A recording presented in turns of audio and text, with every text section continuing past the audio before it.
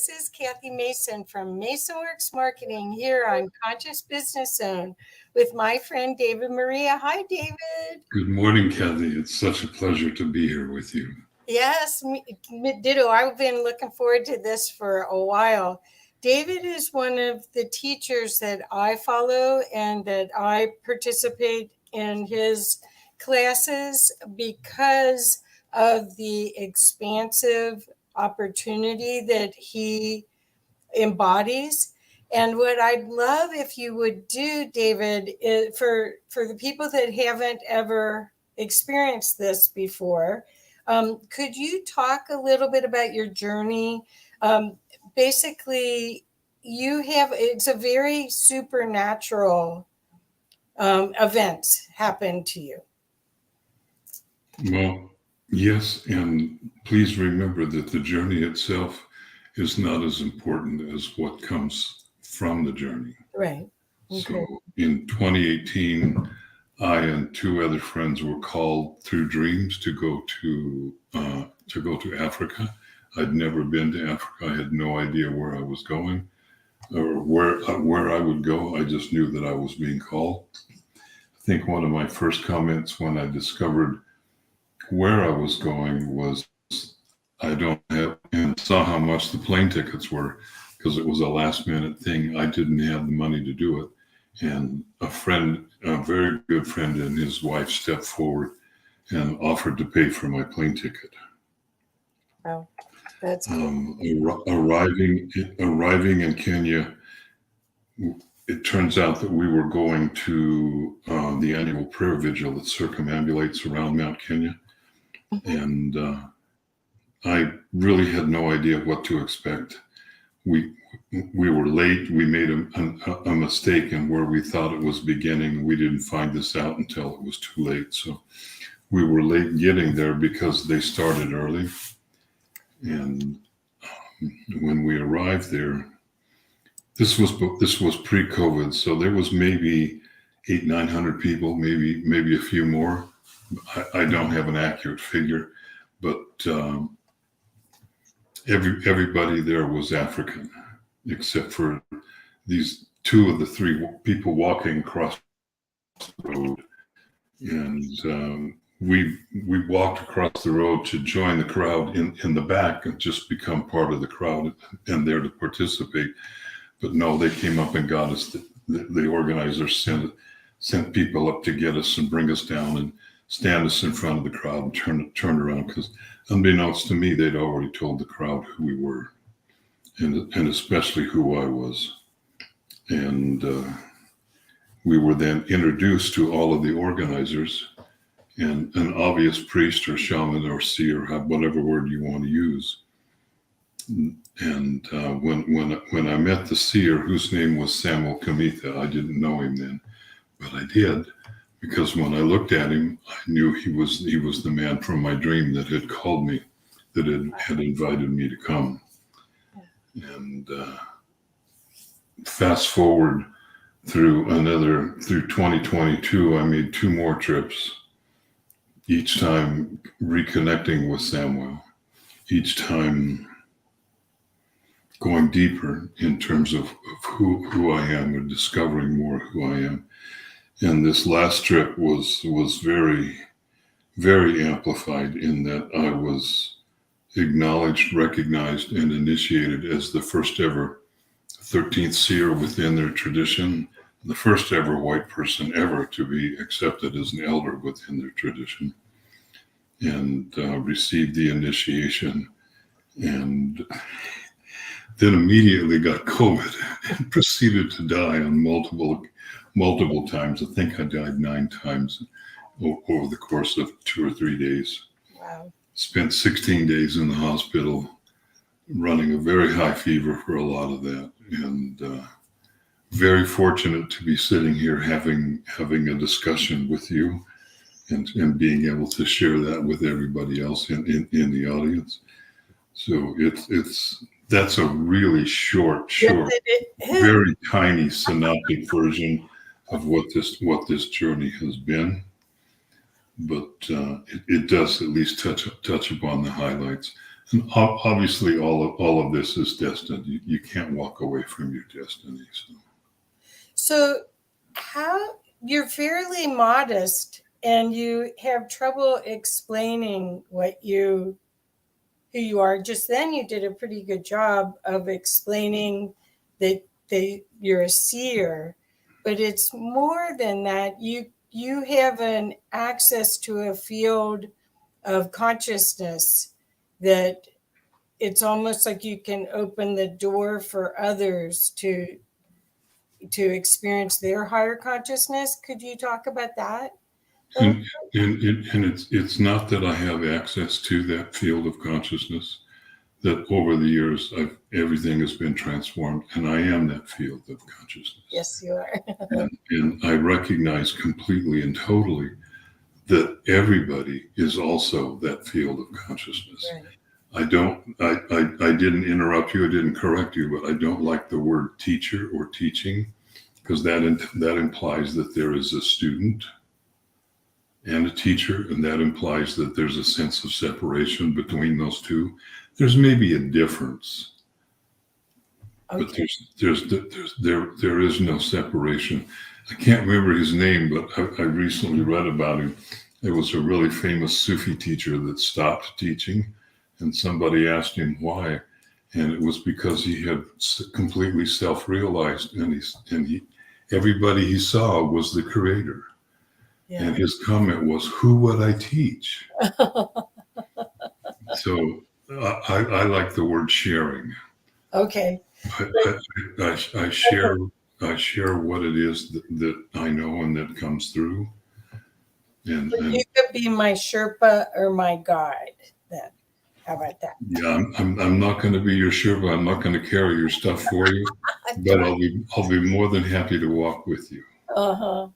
Well, what's amazing about this work, and I'm referring to my experience mostly with the Freedom from the Known class, which I don't think in my life I've taken hardly any classes twice, and I'm about to do my third time, because that freedom from the known is the liberation of all the programming that keeps us from knowing who we really are. And it is like a defrag of your computer drive. For me, it has been, where it reconnected certain parts and maybe released certain parts that created the void that allowed those new connections. Could you talk a little bit about that? Or do you have words for? Sometimes I do. Especially in the context of actually sharing the class, the words are always there. Yeah. The Freedom from the Known course is a compilation of most of the individual classes that I offer, but it's a much deeper dive. So it's everything is centered around the concept that we are already Source. We are already God. And that's not hubris to say that. Right. That's just merely an acknowledgement that is the truth and the reality of not only who we are, but who we've always been. There is not a single being on this planet or in the universe that has not been intimately and totally connected to Source at every given moment. However, during the course of our incarnational stream of the multiple lives that we live, we come into this density, which is the lowest density, lowest frequency that there is. And we get exposed to all kinds of conditioning, our familiar conditioning, or cultural, national, whatever it might be, gender. The list is endless of the amount of conditioning. And those are just layers that get stacked up on top of who we are.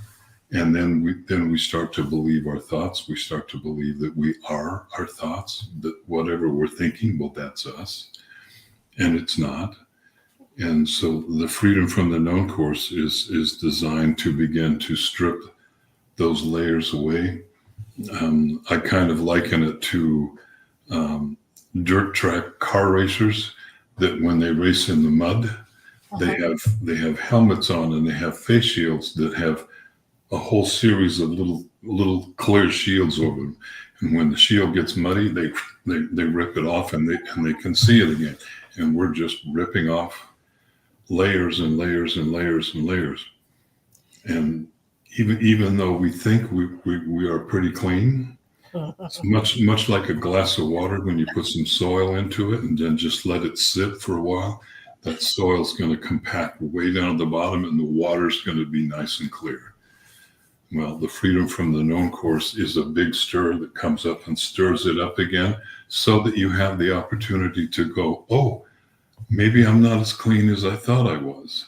Right. You have the opportunity to be able to go through and clean those out and be done with it, create more space inside of you, which connects you more and deeper to source, begins to align your physical, emotional, mental, and spiritual bodies. And then that alignment continues in finer and finer and finer and finer degrees. And you remember who you are. Yeah. Well, or you get glimpses more often and can be that more often.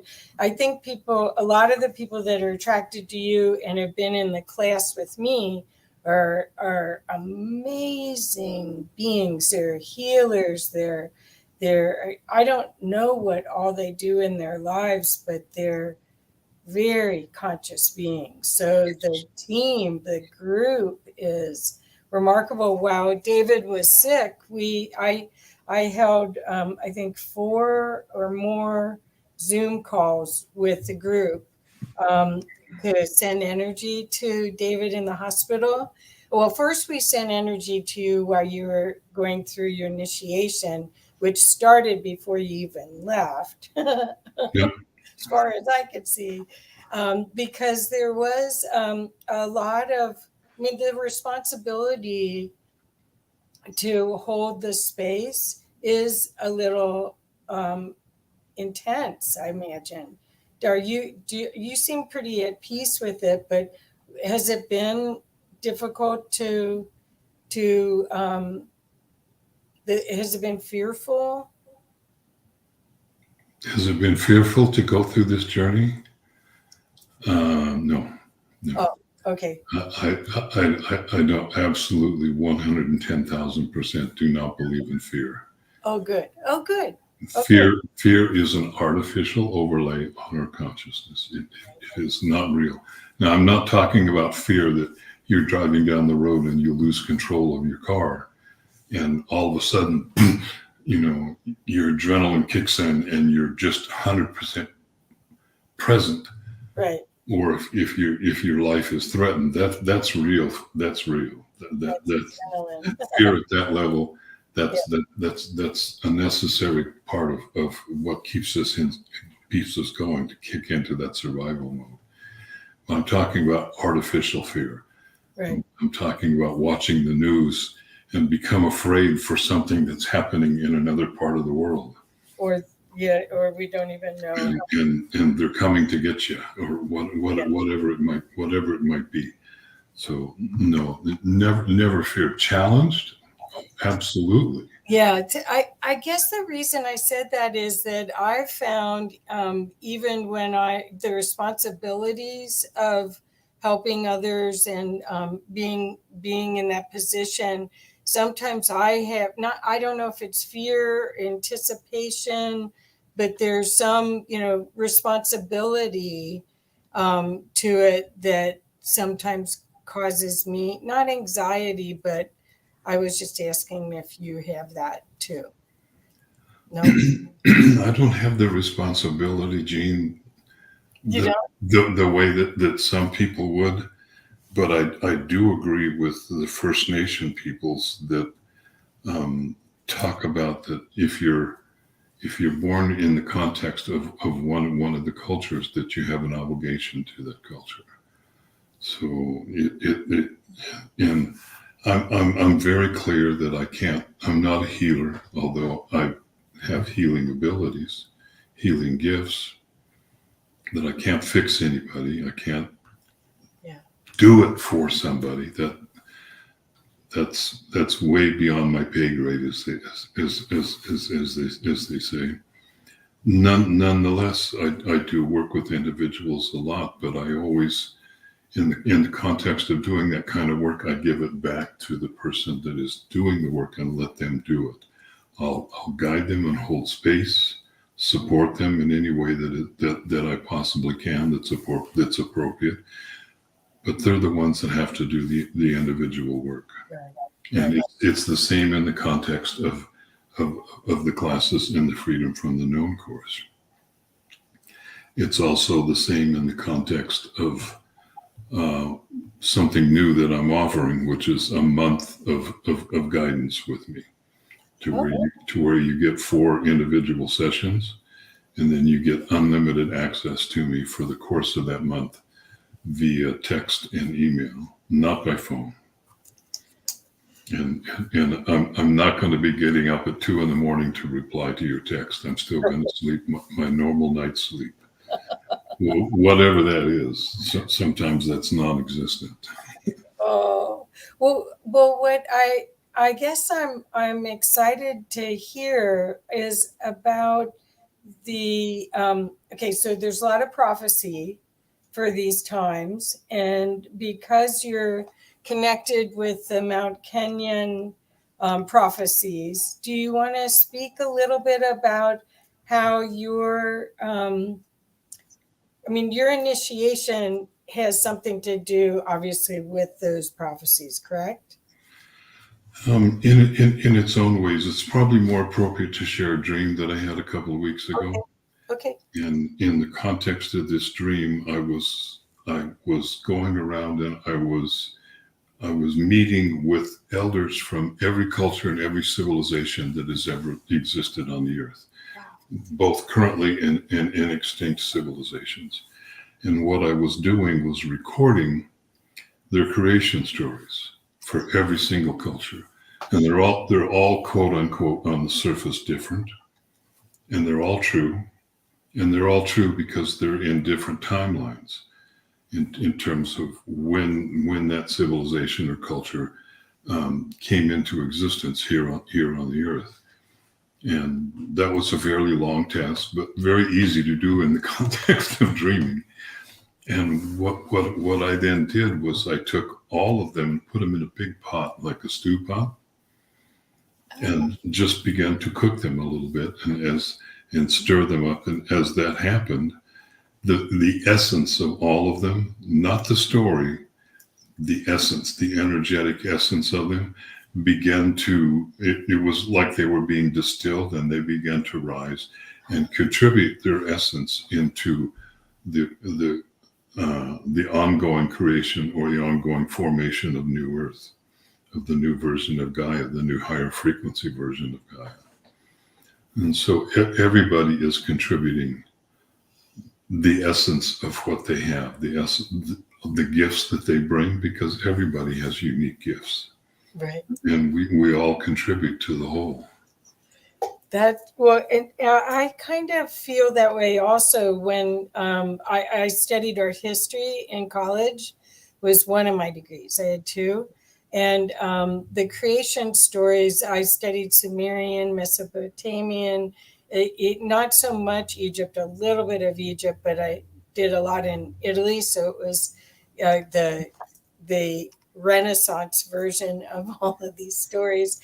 And there was so much of a interesting shift in empowerment for humanity from the early civilizations, which were hunter-gatherers or small communities that worked as a unit in a unity consciousness at some level, to then the patriarchal. And so it was fascinating to hear some of the Hopi prophecies and some of the things lately. I've been very curious about it. That's why I asked if you found out more, or because I feel we're going full circle. I feel we've been in the dark ages, and hopefully we're coming back out to the Renaissance. all I can say is from my perspective, every culture and every person has something to contribute to the whole, to the awakening, the remembering, which is more accurate than the awakening. At least it is to me, because we're not awakening to something that we haven't been. We're just remembering who we are. As all of those cultures come forward, one of the things about having unique creation stories, no matter what it is, whether it's a religious creation story or a cultural or a civilization, it doesn't matter. If you cling to it as being the only story, that this is the truth. So if the Lakota insists that their story needs to be accepted by the Cheyenne or the Flatheads, it doesn't work. There's absolutely nothing wrong within the context of your cultural context of using that story as part of your culture, but to cling to it as being the only way, now you're freezing yourself and everybody else. You're freezing your ability to be able to connect with everybody. Because we all have something to contribute. So I'm obviously Caucasian, and yet I can, if I'm called, I can go into almost any culture that there is and be accepted just for who I am, without any judgment that I'm incorrect or I don't understand or anything else, because I have a unique understanding of what it is to be connected to creation, as does everybody. And you can't make somebody wrong or judge them on the basis of it without removing yourself from your own connection. Right. Well, that's where judgment versus discernment. I think this whole time period has been fascinating, where we're being asked to release our judgments and just see the divine in everything. And it's sometimes you slip up. We all fall short occasionally. Well, okay, so I have a good question, I hope, for you. I know I always come up with different questions. So how do you integrate being aware, having your awareness expansive, and being here in the physical? Because I've seen your energy, and so how I want to be like that when I grow up. How do you do it?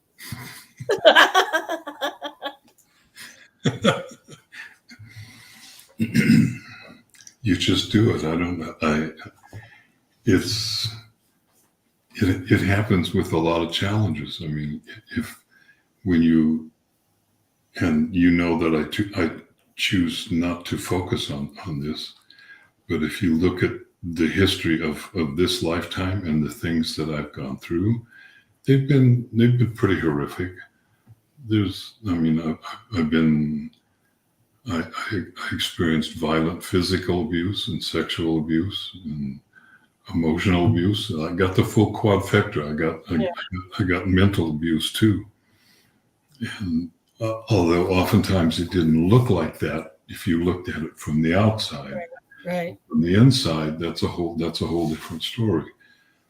And all I can say is it is the journey that I came here to be on. And so, was it challenging? Dear God, yes, it was incredibly challenging. Yeah. Were there times that I was absolutely convinced that no matter what I do, I'm not going to make it? Yeah, that came across several times.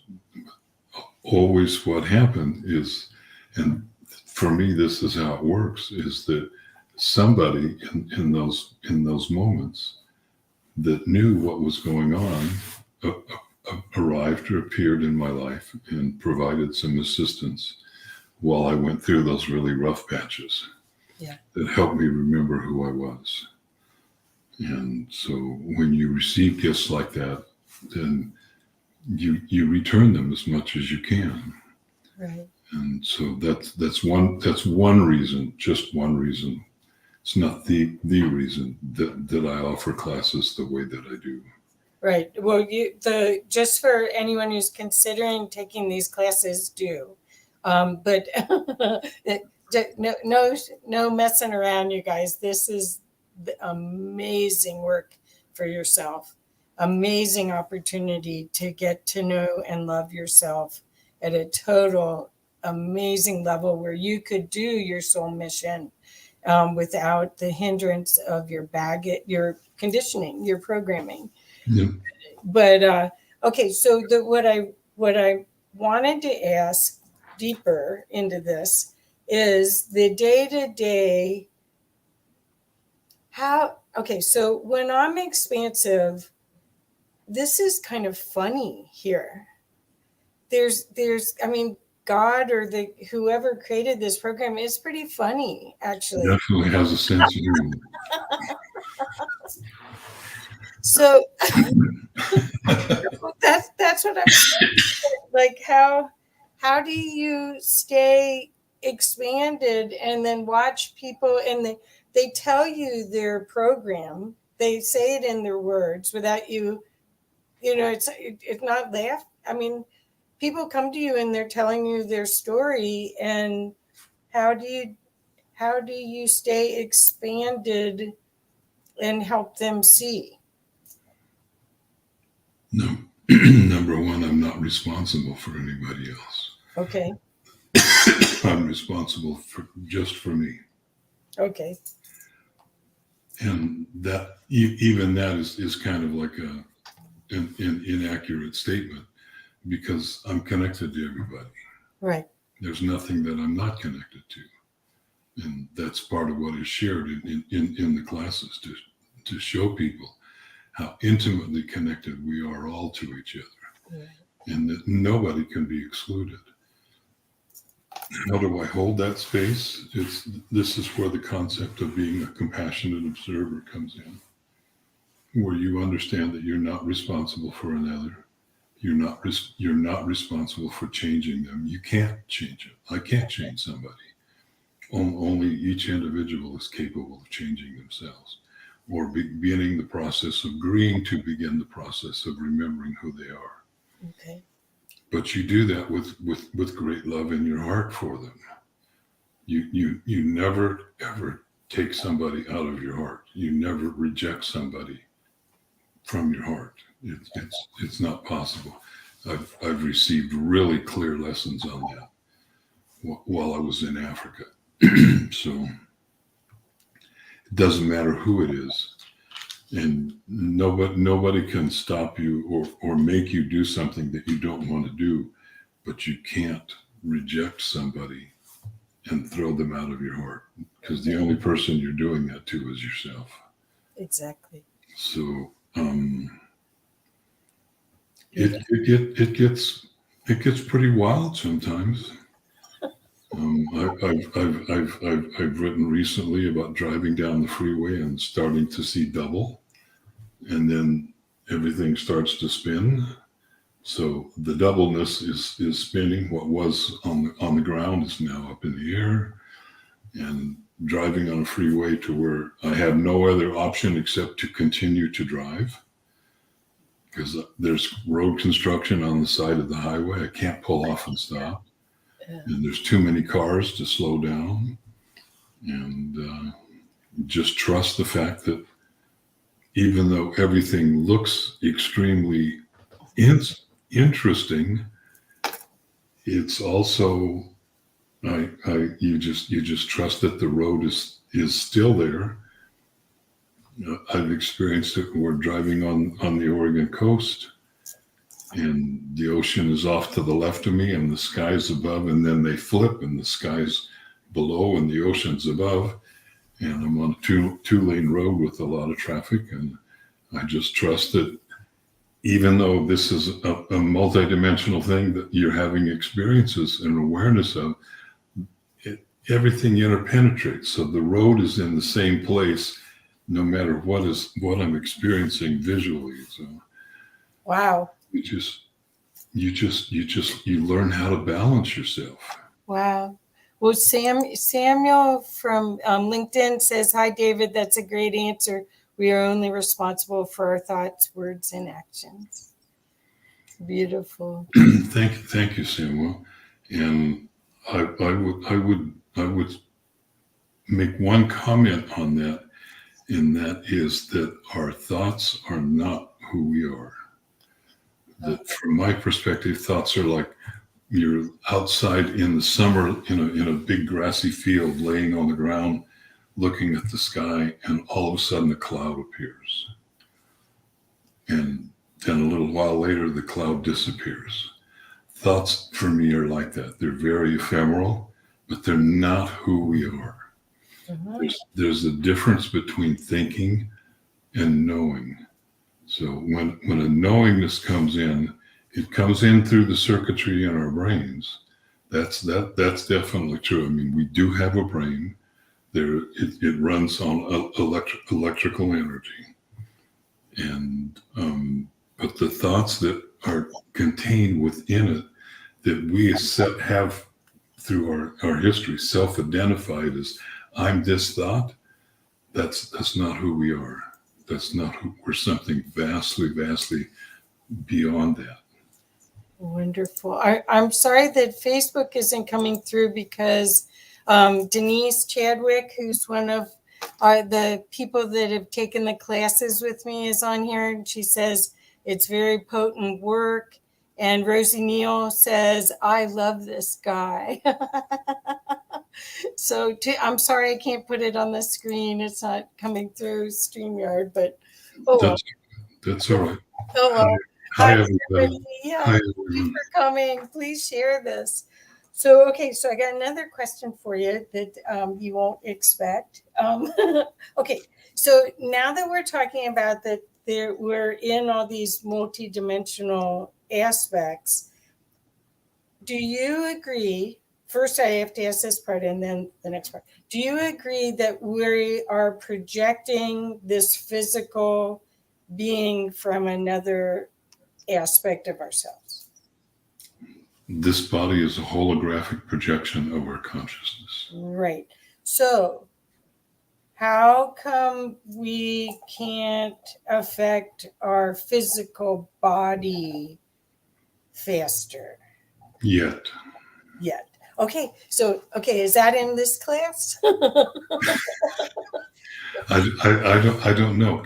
Surely by now you know that I never know until it's in the moment. But I have spoken of physical regeneration on many occasions, especially in the context of the class. That as you continue to shed all of the conditioned layers that are on us, as you continue to free yourself from subconscious mental patterns, and step into who you really are and align yourself with those energies, with the God force that comes flowing through the central column of your spinal cord, that it begins to regenerate your physical body. Yeah, that's There's absolutely no reason, and trust me, the irony of what I'm going to say is not lost upon me, because I just had COVID and died and was sick for probably close to 4 months, maybe a little bit longer. I'm just barely becoming recovered from long COVID. But there's absolutely no reason that anybody on the planet should experience an illness. There's absolutely no reason that anybody on the planet should die before they're ready to go, right. before they're ready to leave. There's no reason that, like as we know from the Old Testament, that it's very possible to live 2, 3, 4, 5, 6, 700, 800 years and stay as long as you want. Right. Right. So, You want to go someplace else and play? Go someplace else and play. well, a lot of us haven't been here that many times because that's the next. Okay, so that's perfect because I want the anti-aging class. That's all. I don't have that class yet. go back into your subconscious and do the you thing. Okay, so we do have Samuel also wrote, knowing comes from being still and opening hearts to a greater awareness, and the present moment holds all that is. That's all there is the present moment. Yeah, isn't it cool? That's cool. Thank you, everyone. So okay, so then the next thing is about, well, I think I'm a volunteer for IONS, for the International Association for Near-Death Studies, and so much research has gone into that space in between life and death, and then coming back into the physical. The IONS has been working on it for over 40 years. And one of my coaches, actually, he had a near-death experience. He had several, I think. And he came back and wrote 3 books afterwards. I mean, just like within 2 months. Did you find that connection to that other, I mean, you already, before you had the near-death experience, I did that session with you, and your energy was huge. It was like a galaxy. So did that experience change your access point or give you any insights that you'd like to share about the non-physical part of consciousness? Or your experience anyway? So when we die, when we drop our physical bodies, we go back into non-physical. And when that happens, it doesn't matter what the circumstances surrounding that were or are, then all of our conditioning is dropped, and we just experience ourselves as we are, as multi-dimensional beings. When you have a near-death experience and you die and come back, depending upon who you are, what your destiny template is, but also dependent upon what it is that you believe. Do you believe in things, or do you just don't have beliefs anymore and just allow yourself to be? So depending upon what your potential belief systems are, whether they be religious or national or culture or whatever it might be, when you die and come back, some, to whatever degree you're able to do it, some of that conditioning is going to fall away from you. And as it does, that changes the neural wiring inside of your brain, inside of your consciousness here, and it's inside the physical body. And neural patterning that used to be very active and therefore, in my opinion, limiting, they fall away, and more space is created inside of this consciousness template that we hold here inside of our brains. That allows more source energy, more God energy, whatever word you want to use, to be able to come into you, and your consciousness expands proportionately to whatever you're able to release and let go. And some people have incredibly dramatic experiences out of death. I'm very used to traveling outside of the body, both physically and in the dream state. Sorry, both in the waking and dream states. So it was not a really big, huge transition to me. I had a major death experience a little over a year ago last summer, and so it was not unusual. But the big point is that there is the opportunity to, and I'm stressing the word opportunity. You have to take it to expand your consciousness beyond the normal limiting perceptions that we believe in, or most of us believe in as human beings. That's what I've found with the IONS group. A lot of the people came back with superpowers. They actually they came to peace and forgiveness about other things that had happened in their life. They kind of dropped it.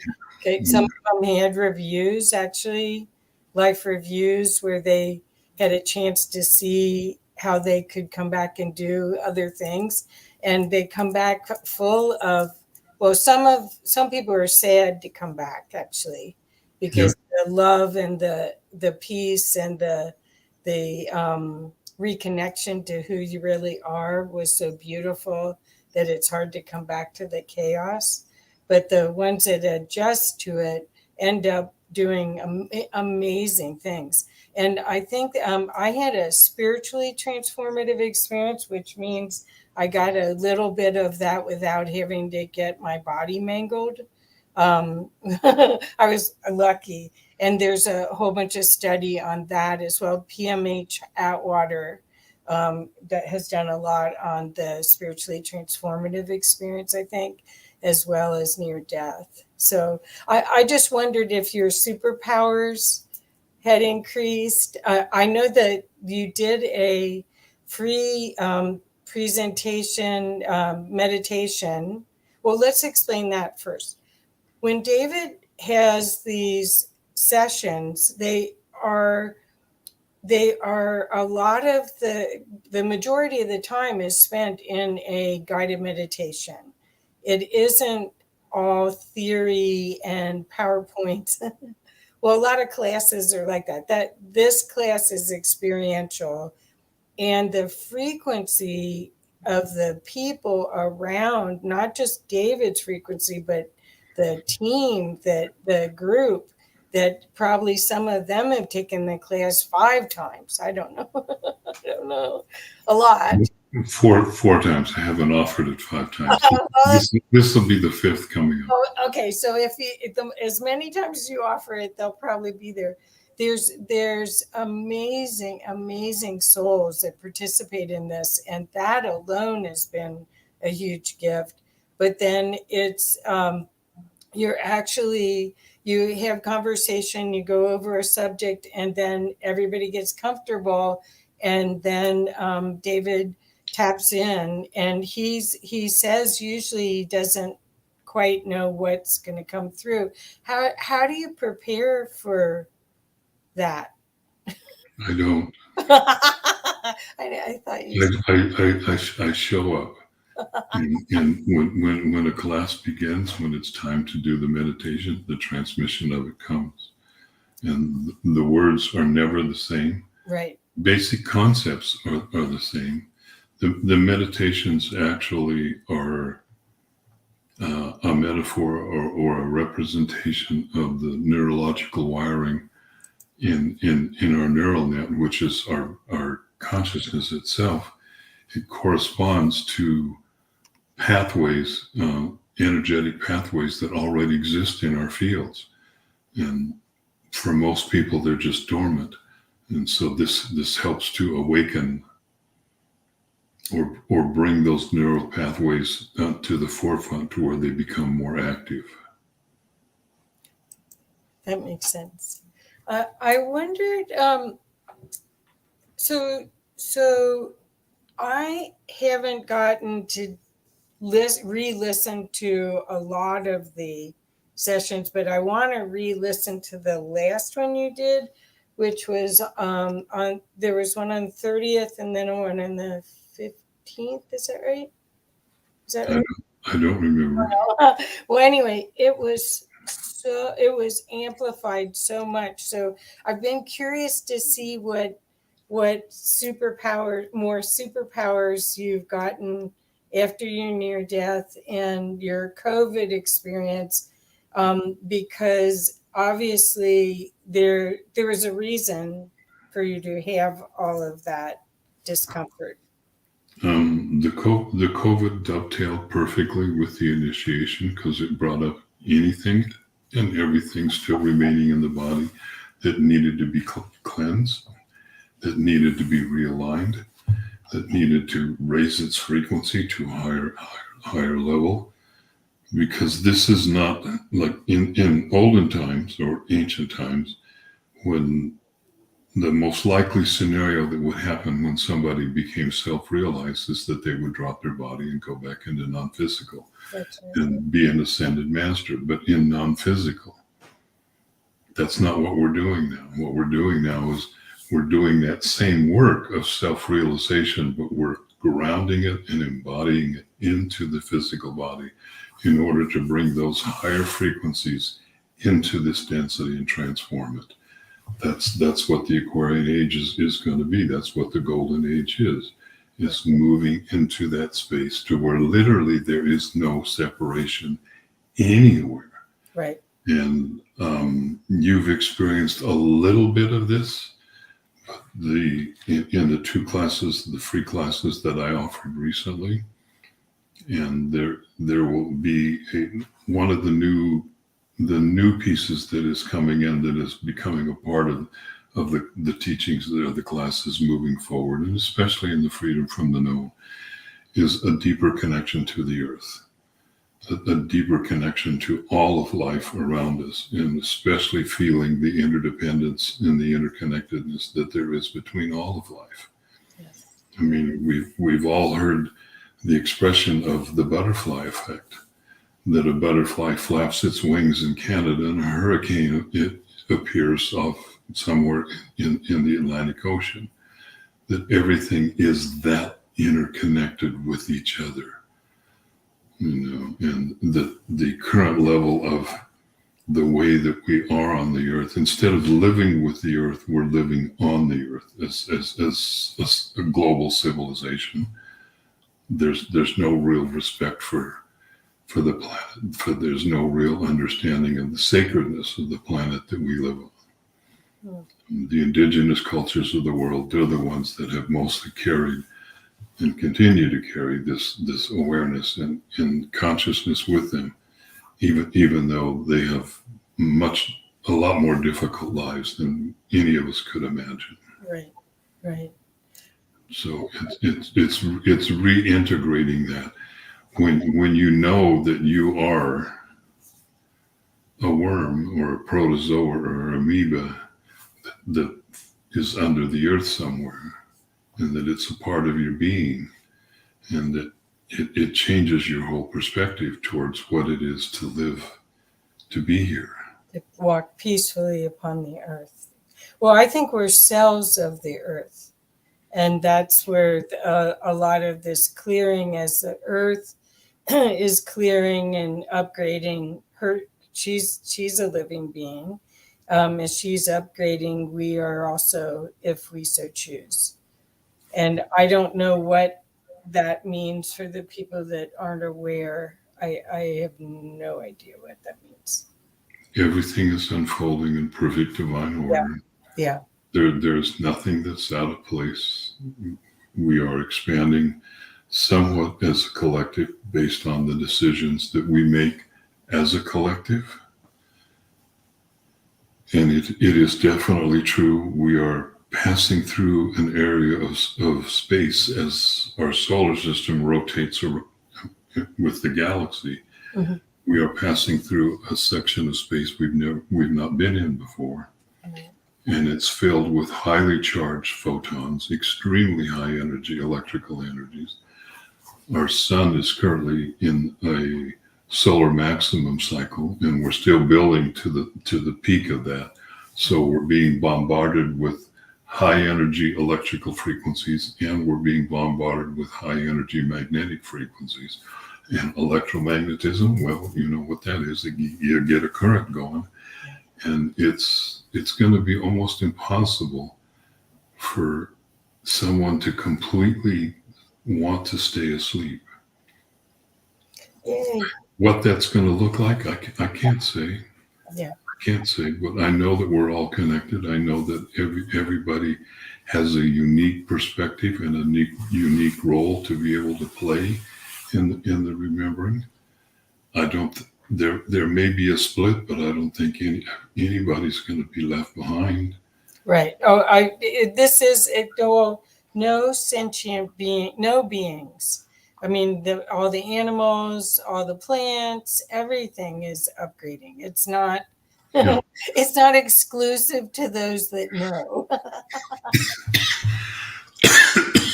Excuse me, Kathy. Yeah. You okay? I'm all right. My voice is one of the last things to be transformed through all of this. So. Okay, well, I've got one other quick question for you. Ready? Okay, so when I first met you and I heard your story, you used to talk about the Palladians, and you talk about the Eden template was there was a diamond star that they or the I guess the Atlanteans or the Palladians put it in the sky. Do you still have a sense that you are connected to ETs or you have ET support with what you're doing as part of your knowing? Well, let's drop the word ETs because that's an extremely highly charged Okay. phrase. Okay. People have all kinds of ideas of what that means. Well, I love it. So sorry. No, I understand what you do, but I'm not talking about just you. I'm talking Yeah, about the yeah. audience. I just wanted everyone else to know. So there are multitudinous beings from all kinds of star systems, galaxies, dimensions, in other universes that are here, that are assisting the Earth in terms of its growth. I'm not one of those people that has a big pull or a call, if you will, to extraterrestrials arriving in spaceships or anything on that order. Beings do travel in light ships, but it's also possible to directly connect with them at their home world, right? Through your consciousness. There are so many different versions of what this is. From we have to prepare because they're coming to get us. They're coming to take advantage of us. They're to steal our resources or whatever it is. To those that appear just as light beings and appear to be here to help us. I personally go with they've always been here. Right. Walk around your neighborhood, you're going to see a few. They don't look any different than you, but their consciousness is, and they remember where their home world is. So I'm not from here. You're not from here. Yeah. But nonetheless, we are here. Right. So, well, the reason I asked is partially because I do feel in the past, I've felt as though I had a lot of assistance from my world of origin or whatever, my frequency of, or I don't know what you want to call it, my world of origin. But right now, it doesn't seem like that's that. I mean, I can call on angelic support or the ascended masters if I feel like I want to get energetic support, but I'm not really feeling my Arcturian support in the same way. And I just wondered if you ever, from your more expanded view than I am, if you ever call on these other beings that obviously are in harmony and working with you, if you ever, and if you're feeling them anymore.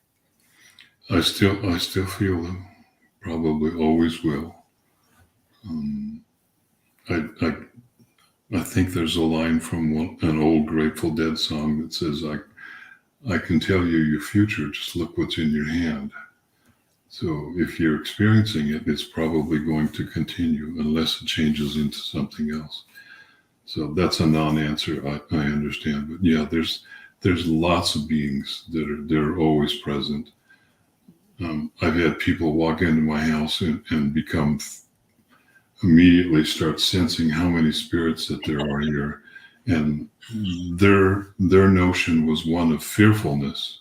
Oh, rather than that was their natural tendency. There's nothing here to be afraid of. It's just like being around your elder brothers and sisters. So they're always present, and you can always ask questions if you don't understand something. If there's something that I don't know how to do, oftentimes I will ask to have a dream to be shown what to do, and beings will come and show me. wow. You don't go to YouTube. Sometimes. I'm sorry. That's all right. That's all right. I mean, I'm human. I mean, out there in the garden, asking you, come on, elementals, you're going to help me get the tomatoes in. And, I actually, I asked for the support. I figure most of the time they're sitting around like this waiting for me to ask. So, Well, they're busy. Trust me, they're busy. oh, well, this has been delightful, David. I want to make sure everyone knows. Let me make sure that I get all your information in the comments. And when is the next class? The next Freedom from the Known course is June 25th. And the early bird registration, which is a 25% discount, it ends on the 18th, June 18th. Okay, good. Well, I hope everyone that's watching this will be there, because I can't, honestly, I don't think I've ever taken a class 3 times. And this will be my 3rd time. And it's not a class. I guess I shouldn't even call it that. It's an experience. It's an expansive experience. It's a deep dive into consciousness and remembering who you are and how to be that consciousness here in the physical body in this moment. Yes. Thank you. That's much more eloquent than what I said. And I just want to make sure that people know, I mean, I've been doing this work, well, most of my life, but really for the past 20 some years, a lot of work. And this is the best that I've had. This is the best path to self-love, self-awareness, self-power, peace and love. And want to make sure everyone goes to the EdenTemplate.com. And David, is that the best place to reach you? Yes. You can also reach me on Facebook. If you're going to the website, click on the link for events, and you'll see the link there at the very top for the Freedom from the Known course. If you click into that link, then you'll see the full description of what the class is and what is being offered. It's an 11-week class, so it's definitely is going to be. I'm going to end up challenging you. Yes.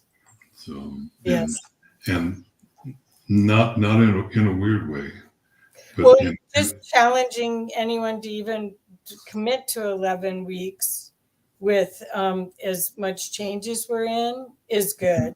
And especially in the summertime when everybody's kids are out of school and people are planning vacations, all of the classes are always recorded and made available. So if you miss a class, you won't really miss it. You can listen to it and then jump back in again next week.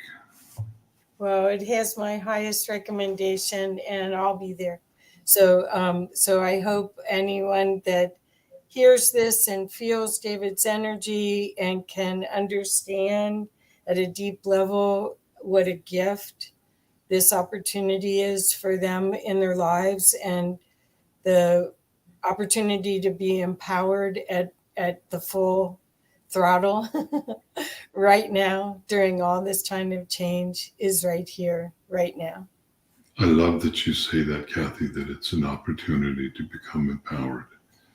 because that's a very essence piece. Is I'm not asking anybody to change. You just become yourself, and it empowers you to be who you are. Exactly. Without having to have a near-death experience. You may have one. Near death experiences. Near death experiences are okay. Well, a lot of people get so mangled. I like the idea of spiritually transformative experiences personally. They still are very disorienting without the physical part. Well, they definitely can be, and living multidimensionally can be very disorienting. That's why I asked. I think it's a I'm a bridge from both sides. So doing whatever I can to get grounded in here as well as reaching out is it's a game kind of to see how long I can do it. Yeah, yeah, yeah. I agree. Yeah. Yeah.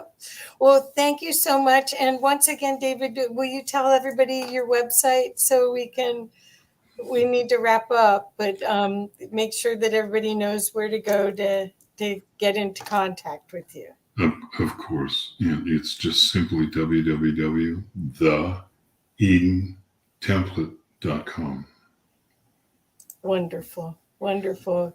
And I think once you get to the website, I think you'll see all sorts of things that'll help you understand the frequency of the site and the frequency. You can hear the resonance in David's voice, and you'll know if you're called to be there. And I really hope you will be. Denise says she thinks she will be too. Kathy, can I post onto the comments here? Yeah. Can you see it? Well, let's stop the end the show, and then you can. Okay. Well, I was just going to put an address there, but I don't see that I can. Oh, I tagged you. Okay. Well, we'll put it in afterwards. Okay. Okay, I was just going to put the direct link to The freedom. the Freedom from the Known course. Oh, okay. I'll do that. Okay. Thank you, Kathy. Thank you, dear. Thank you, everybody, for coming, Yes. for being here with us. Love to all of you. Thank you.